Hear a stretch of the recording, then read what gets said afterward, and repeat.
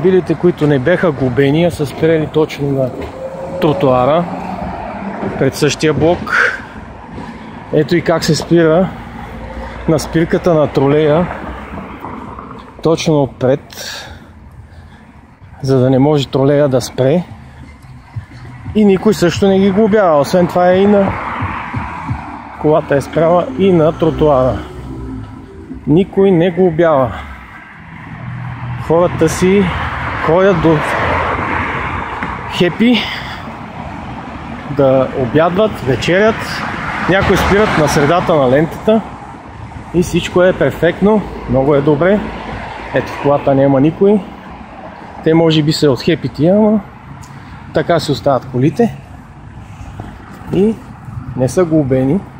А хората, които спират пред блока си, са глобявани за това, че са спрели пред блока.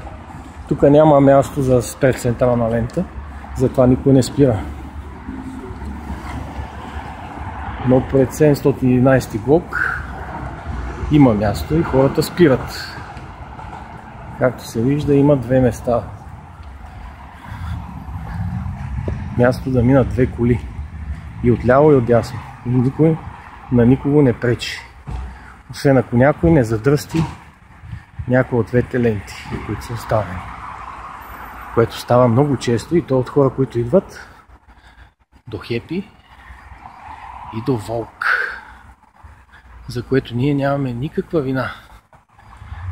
А това е общинска земя пред блока, отредена за паркинг на блока.